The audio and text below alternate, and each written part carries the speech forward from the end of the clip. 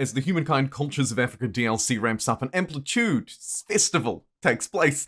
Let's not forget, we've already seen the very powerful, influential, and food-gathering, expansionizing Bantu, the garamantes, we've also seen in the second era of humankind, delivering yet more influence to our playthrough, but crucially this foodie district that can be placed anywhere, and it harvests food from previously useless tiles. Then we saw the Swahili, who brought stability and money to the harbour game, and also introduced this fantastic district, bridging the gap between agrarian food generation and merchant money output, and potentially being one of the most significant naval cultures Humankind game has ever seen. Now I'd like to move us through looking at Humankind Day's announcements, specifically two very spicy cultures that are coming out as part of the Cultures of Africa DLC, and I'm giving it away on Twitter, so why not head over there, and also, shameless plug to subscribe, it's free. Anyway, let's not muck around, let's talk. The first thing I want to talk about today, the Ethiopians. And I know that a lot of you have been excited about this one too, so let's delve in and take a look at what the Ethiopians do and some Ethiopian gameplay, or at least what we've been shared so far through the developers' updates and through a little bit of deep diving on the Amplitude forums. Here you can see the Ethiopian district in the bottom left of your screen, and here run their unique mounted units. What do they look like in practice though? Let's have a look. Firstly, they're in the industrial era, so the French might be fearing this entry as one of the most powerful late-er game military cultures, I envision. +5 science on garrison, finally. A greater use case for garrisons. They're already a good district that combines with some civics. Now we can get science from them as well. The Amba is a district also focused, like some previous cultures, on combat strength and stability. You can see a little bit more of an explanation of it here. +1 combat strength in combat for units in or adjacent to the district, and enemy units within 2 tiles will decrease their movement range. So it nerfs nearby enemies, it boosts your stability, and provides your combat bonus. It's not an incredibly powerful district in terms of FIMs, but I think that it combines well with their +5 science on garrisons, their incredibly powerful unit as well. You can kind of see how the Ethiopians might fit in from the relatively weak early modern era moving through into the industrial era here. A powerful culture that also provides us a little bit of science. And in my opinion, this is maybe the closest bridging of science and military we've seen from a militarist culture yet.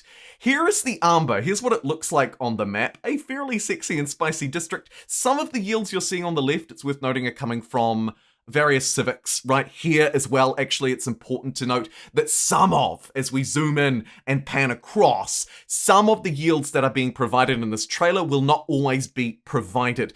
But I do think that if we break down this effects here, let's throw it into the middle of the screen, you can get a feel for how powerful the Ethiopians could be in a fairly average game.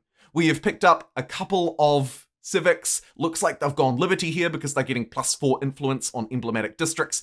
And you can see all of its yields playing out. Again, the thing that I'm most excited about, I think, is the fact that on garrison, it's providing +5 stability, +5 science, and +2 vision range. This is the Ethiopians playing out in practice. I think they're going to be an absolute powerhouse, but they're not alone. And actually, before we move through to the look at the culture that you should have been playing before them, let's talk about the Ormo Cavalry. This is their unique unit. 6 movement, 4 range, 49 combat strength. It's fairly powerful.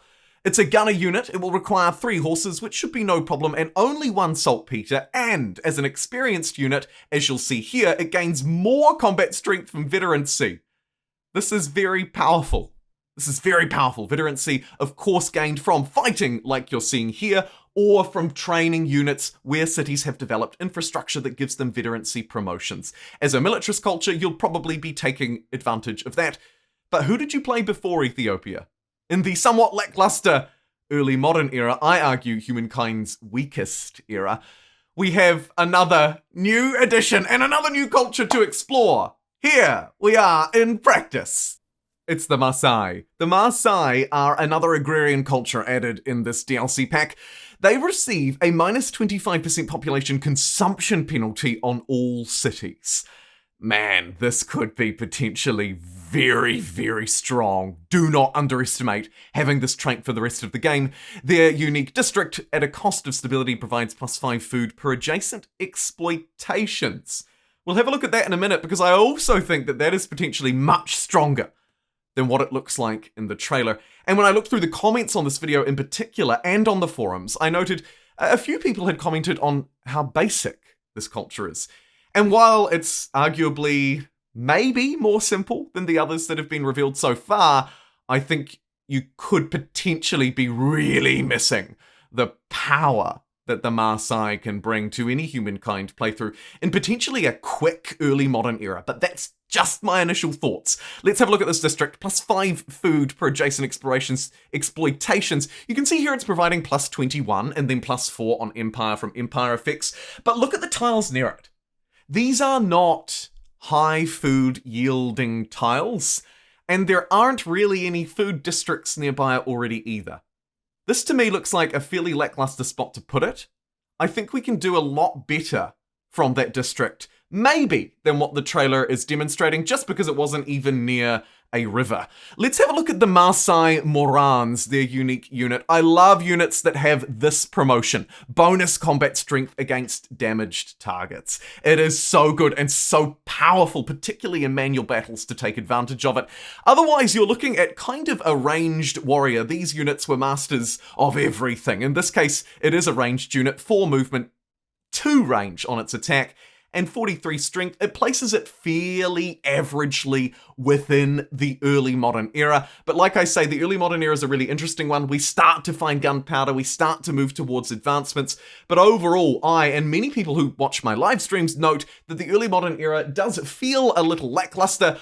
I think the Maasai will be a very powerful culture moving through. Now, this video is not over yet. There are a couple more things that we need to discuss related to Humankind Day and Amplified 2022, and also I'm going to cover a couple of frequently asked questions in yesterday's video on a couple of things that I talked about there. First up, there is a Company of Heroes 2 giveaway. Quote, thanks to our friends at Relic, who are, I believe, also under the Sega umbrella. The quote continues, we can give away copies of Company of Heroes 2 on Steam, the premier World War II real-time strategy game, while supplies last. Don't sleep on it. And I tend to agree. Do not sleep on it. By the way, this is gameplay continued from yesterday's video. If you wanted to see how this war played out, my goodness, look at that.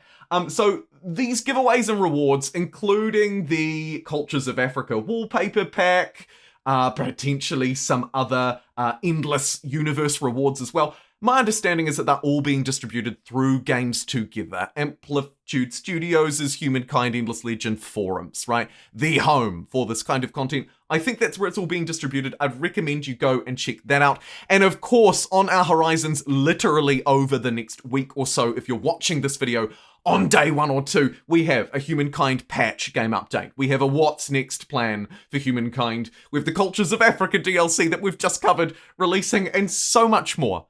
I'm very excited, somewhat busy, and incredibly looking forward to covering all of this Humankind content and more. So if you enjoyed it, like I always say, please do stick around. And a very gentle reminder here at the end of the video, if you want to pick up these cultures like Humankind's very powerful new Ethiopia, I'm giving away a copy on Twitter, so you can pop over there.